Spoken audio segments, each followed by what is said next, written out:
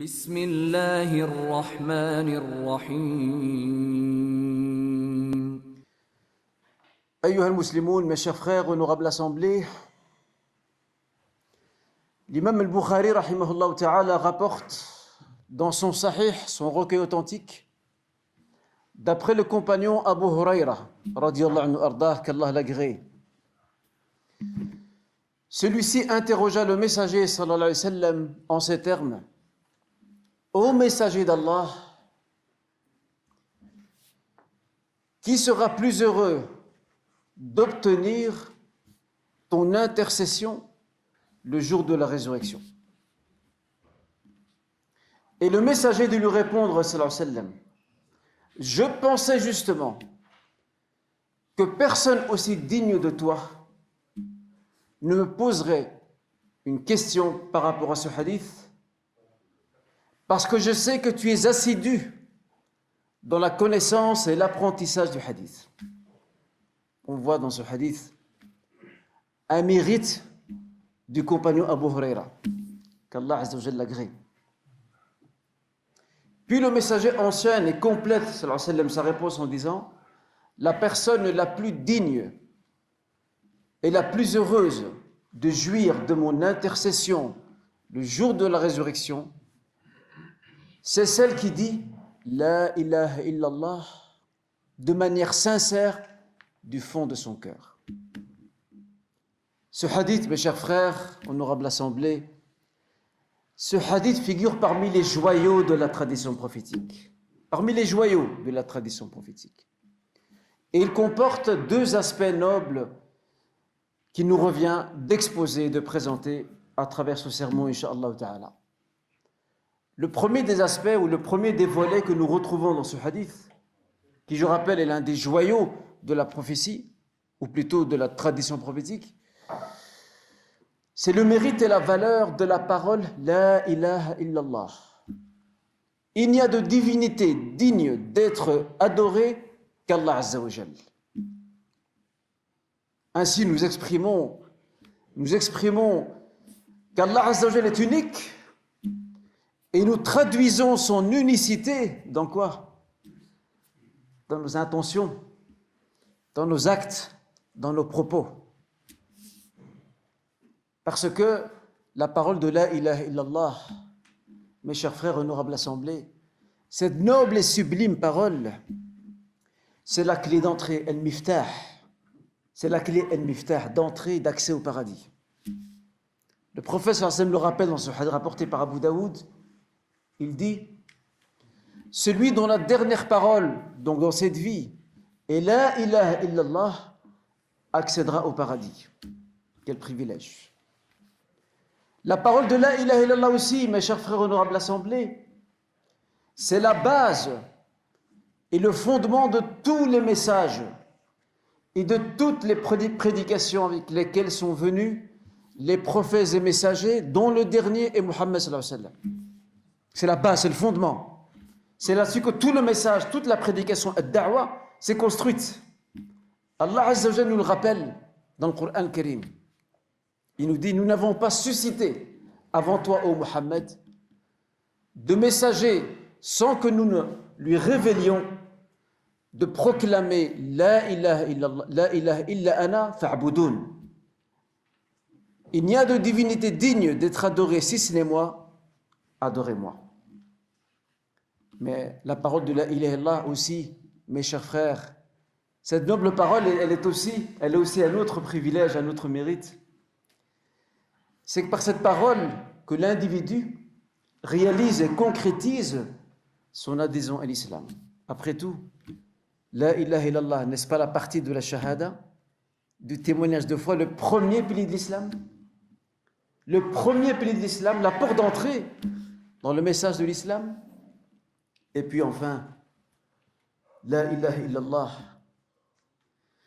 c'est par cette parole qu'ont commencé tous les émissaires du prophète sallallahu alayhi wa sallam qui ont été envoyés dans les régions, les contrées, auprès d'autres communautés. C'est par cette parole qu'ils ont commencé à inviter les peuples, les communautés de ces régions à l'islam. Et d'ailleurs, dans le Sahih de Bukhari et Muslim, le prophète sallam, on apprend que le prophète sallam a prodigué ce conseil à Mu'adh ibn Jabal, le compagnon, avant de l'envoyer au Yémen. Il lui a dit, tu vas certes te présenter auprès des gens du livre, Ahlul Kitab. Veille en sorte que la première chose à laquelle tu vas les inviter, c'est de témoigner qu'il n'y a de divinité digne d'être adorée si ce n'est Allah et que Muhammad est son messager. Shahadatu an la ilaha illallah wa anna Muhammadan Rasulullah. Et ce n'est pas étonnant, mes chers frères, ce n'est pas étonnant de savoir par après que cette parole, la parole de la ilaha illallah, est appelée et surnommée Kalimatul Ikhlas. C'est la parole de la sincérité. Parce qu'à travers cette parole, tu prouves à ton Créateur subhanahu wa ta'ala que tu es soumis à lui. Tu te soumets à lui, à sa volonté, à sa loi révélée. Tu lui voues ton amour, ton espérance, ta crainte révérentielle. C'est auprès de lui que tu implores son aide et que tu recherches le secours. Iyyaka na'budu wa iyyaka nasta'in. C'est auprès de toi, c'est toi celle que nous adorons, et c'est auprès de toi que nous recherchons l'aide et le secours. Verset central dans la sourate Al-Fatiha. Ce verset central nous rappelle une fois de plus, de la sourate Al-Fatiha que nous récitons tous les jours, il nous rappelle une fois de plus l'importance de cette parole que, hélas, nombre d'entre nous aujourd'hui n'avons toujours pas compris. Surtout à l'heure de la modernité. Et avec maintenant ce qui s'est passé avec cette histoire de Covid, beaucoup de gens, et les musulmans en premier, ont été fragilisés, ont eu des doutes. La peur les a envahis aussi. Ça prouve quelque part que la parole de la ilaha illallah, on ne l'a pas encore bien compris. Nous ne l'avons pas assimilée, on ne l'a pas encore digérée comme il faut. Parce qu'il n'y a de peur, il n'y a d'espérance, il n'y a de succès, il n'y a de réussite que si Allah le veut. Il n'y a d'épreuve que s'il le désire. C'est ça, mes chers frères, honorable assemblée. Tel est le sens profond de cette parole, la ilaha illallah. Alors, on comprendra après pourquoi il est important de répéter incessamment, régulièrement cette parole, la ilaha illallah. Il est important de la répéter. Le prophète sallam, dans plusieurs hadiths, nous a invités à la répéter incessamment.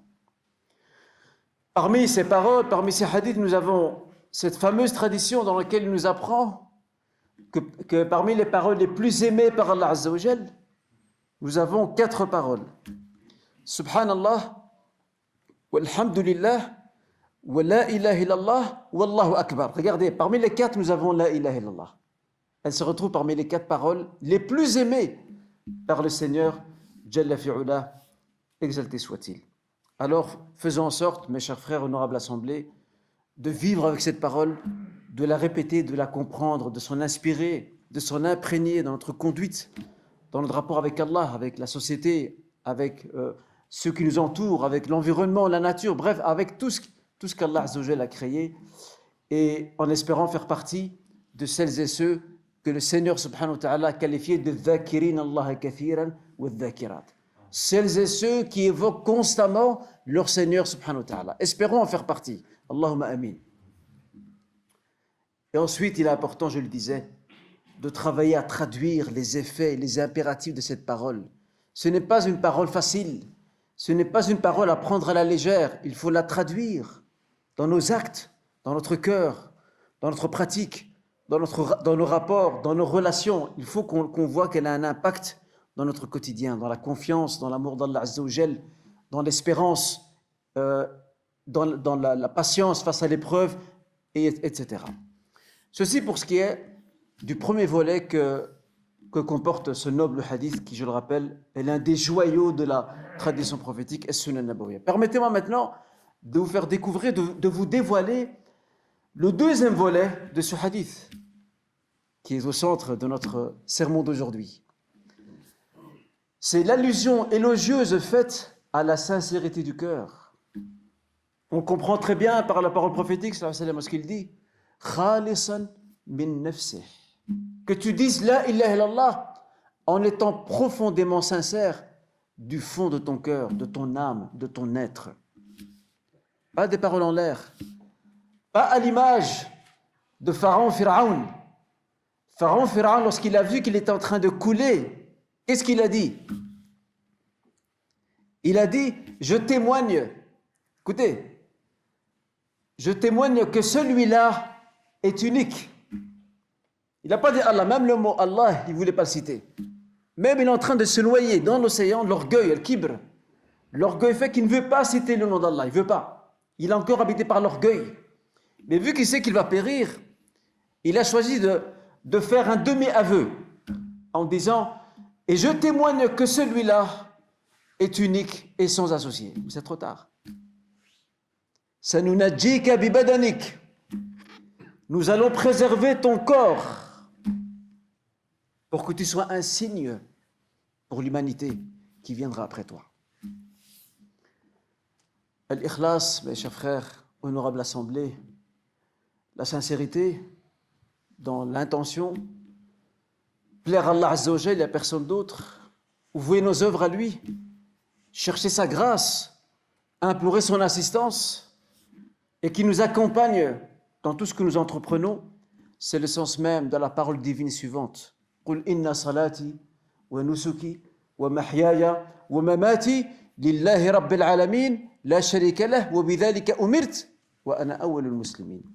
Dis ô Muhammad, proclame à ceux et celles qui sont autour de toi que ta prière, tes offrandes, ta vie, ta mort, tout cela appartient à Allah Azza wa Jalla. Tu n'as rien entre tes mains. Tout cela appartient à Allah Azza wa Jalla. La sharika lah, sans aucun associé. Ainsi donc me fut ordonné et je suis le premier des soumis. Wa ana awwalul muslimin. Regardez comment le prophète sallam, comment Allah Azza wa Jalla demande à son messager d'être un exemple, d'inviter ceux et ceux qui sont autour de lui à vouer leur vie, leurs œuvres à Dieu, Allah subhanahu wa ta'ala, par la sincérité. La sincérité, mes chers frères honorables assemblés, c'est aussi le secret de l'adoration, sir al-ubudiyya. Parce qu'il y a des actes que tu accomplis dont seul Allah Azza wa Jal en connaît la réelle nature. Regardez le jeûne de Ramadan.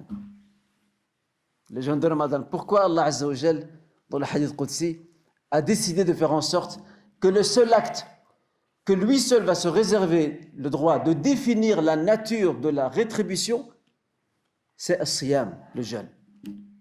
Parce qu'on peut tous jeûner, on peut tous s'abstenir de boire et manger, mais qu'est-ce qu'il y a à l'intérieur? Entre celui qui le fait par tradition, par habitude, pour faire un régime, et celui qui le fait parce qu'il le consent pour Allah Azza wa Jal, par amour pour lui, malgré la chaleur, malgré les difficultés, il jeûne parce qu'il aime Allah Azza wa Jal, parce qu'il veut aller vers lui. C'est ça le sens de l'ikhlas. Et d'ailleurs, l'ikhlas, mes chers frères, c'est la chose la plus difficile à réaliser. Maîtriser l'ikhlas, l'enraciner en nous, c'est la chose la plus difficile à faire.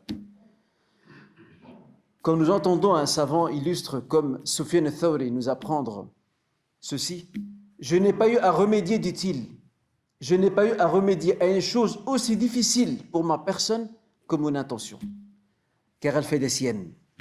Autrement dit, elle se retourne contre moi très, très souvent. Elle cherche le regard des gens, elle cherche la satisfaction des gens avant celle d'Allah Azza wa Jal. Un autre savant aussi, pieux et vertueux de cette Ummah, disait, il se dénomme, ou il se prénomme Yusuf ibn Hussein al-Razi, il disait, écoutez sa parole incroyable, il disait, la chose la plus chère dans cette vie d'ici-bas, c'est l'ikhlas. Il n'a pas dit les maisons, les voitures, la famille, le travail, les biens financiers. La chose la plus chère dans cette vie d'ici-bas, c'est l'ikhlas. Parce que l'ikhlas, la sincérité, c'est elle qui définit ton devenir ici-bas et dans l'autre vie.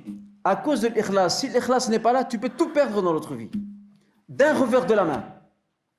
Tout perdre. La chose la plus chère dans cette vie, dit-il, c'est l'ikhlas. Et combien, dit-il, ne fais-je pas l'effort de débarrasser mon cœur de l'ostentation, la recherche du regard des gens, sans que cette même ostentation repousse dans mon cœur sous une autre forme. Pour démontrer à quel point c'est une lutte, c'est un combat contre soi-même, jihad al-nafs. C'est un combat contre soi-même. Et je termine, Inch'Allah, ce sermon par dire ceci, par répondre à une question. Mais comment faire pour travailler sa sincérité, pour la renforcer, pour la consolider? je vous propose 3 pistes intéressantes. La première de ces pistes, c'est procéder régulièrement à son examen de conscience. À savoir, régulièrement, tu dois te poser des questions à toi-même. Qu'en est-il de ta sincérité? Où est-elle dans tes œuvres? Où se trouve-t-elle?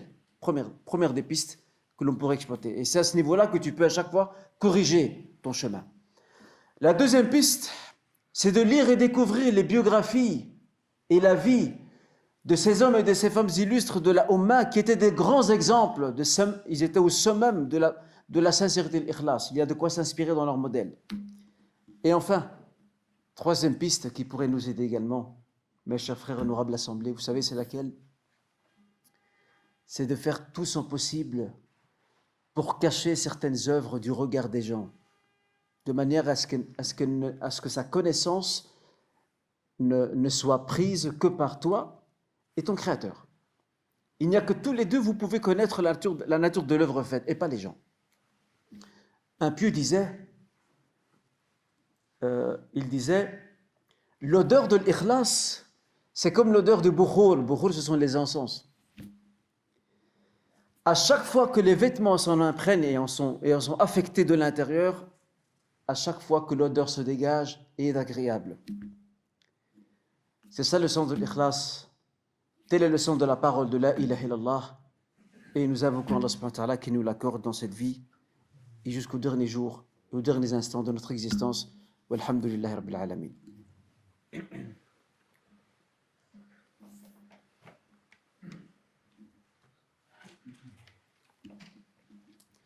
الحمد لله والصلاة والسلام على رسول الله وعلى آله وصحبه ومن والاه. أيها الإخوة الكرام، جاء في صحيح البخاري عن أبي هريرة رضي الله عنه قال: قلت يا رسول الله صلى الله عليه وسلم من أسعد الناس بشفاعتك يوم القيامة؟ فقال رسول الله صلى الله عليه وسلم: لقد ظننت أن لا يسألني عن هذا الحديث أولى منك لما علمت من حرصك على الحديث.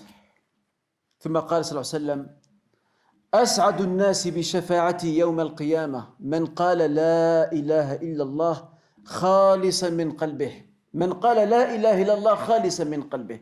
هذا الحديث أيها المسلمون هو من جواهر السنة النبوية، وقد اشتمل على مطلبين جليلين سنختصرهما في نقاط تالية.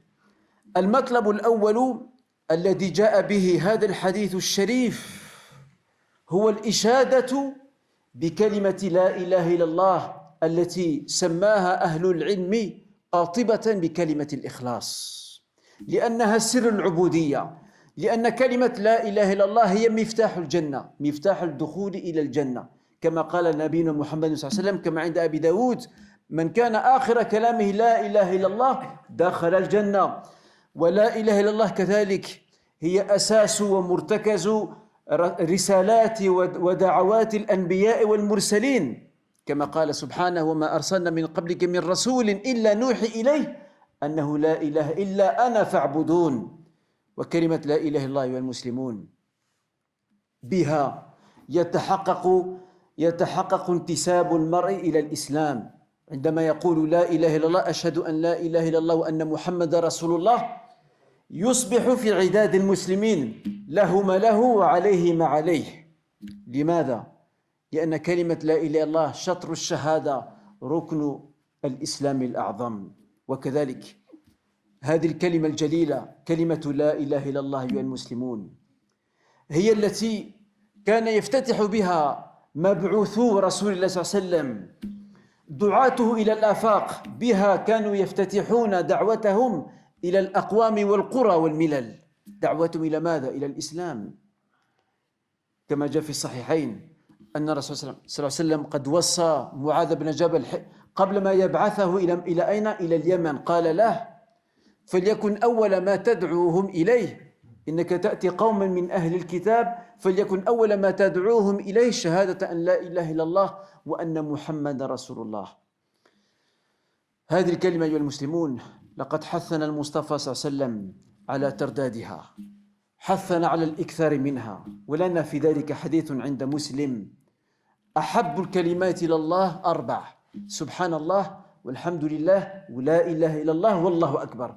فحقيق بالمؤمن أن يلهج بهذه الكلمة ويرددها كلما سنحت له الفرصة، لكن لا يكفي ذلك، لا يكفي، لا بد أن يفهمها كذلك، لا بد أن يتأثر بها، لا بد أن تكون لهذه الكلمة ضبط لحياته ومساره كي يسير على هدي الله ونوره.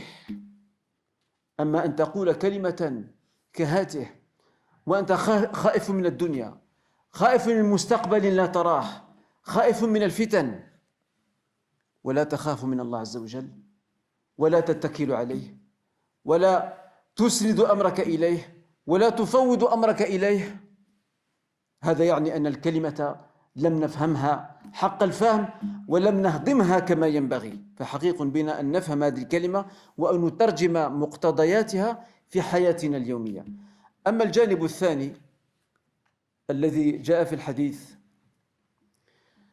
خالصا كما قال صلى الله عليه وسلم، خالصا من قلبه، أن يقول الإنسان كي يسعد بشفاعة المصطفى صلى الله عليه وسلم في الدار الأخرى، كي يكون سعيدا بشفاعته، أن يقول لا إله إلا الله خالصا من قلبه، أن يكون مخلصا، لا كصنيع فرعون الذي نطق بلسانه ولم يعتقد به قلبه حينما قال آمنت بالذي آمنت به بنو إسرائيل. شوف، آمنت بالذي آمنت به، قال بالذي، ما قال بالله.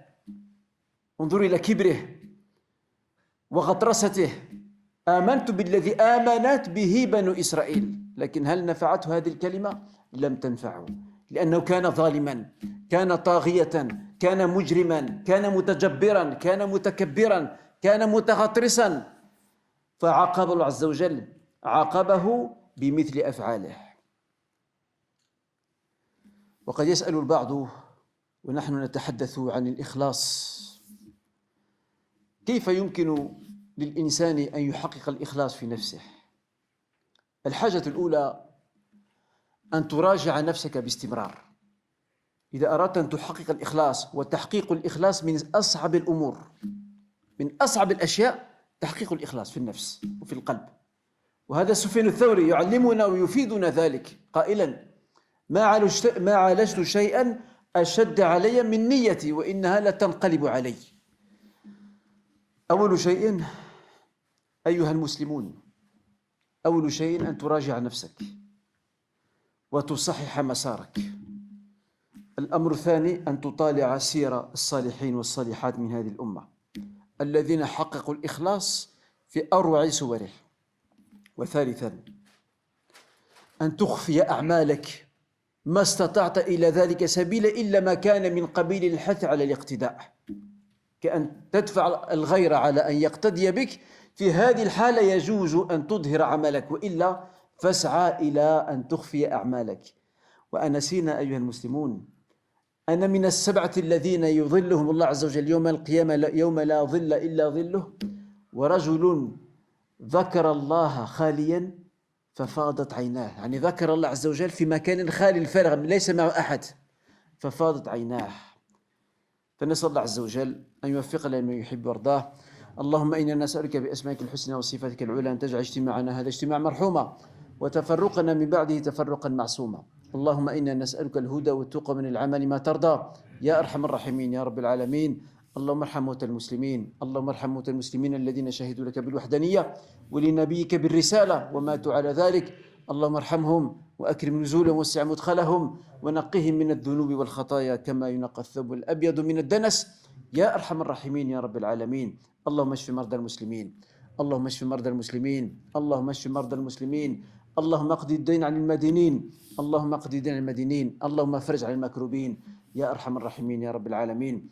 اللهم إنا نسألك في هذه الساعة المباركة وهي ساعة الجمعة، نسألك اللهم أن ترفع عنا هذا البلاء، اللهم ارفع عنا هذا البلاء وادفع عنا هذا الوباء، اللهم ارفع عنا هذا البلاء وادفع عنا هذا الوباء يا أكرم الأكرمين يا أرحم الراحمين. سبحانك اللهم وبحمدك، أشهد أن لا إله إلا أنت، أستغفرك وأتوب إليك. وصلي وسلم على نبينا محمد وعلى آله وصحبه أجمعين، وآخر دعوانا أن الحمد لله رب العالمين.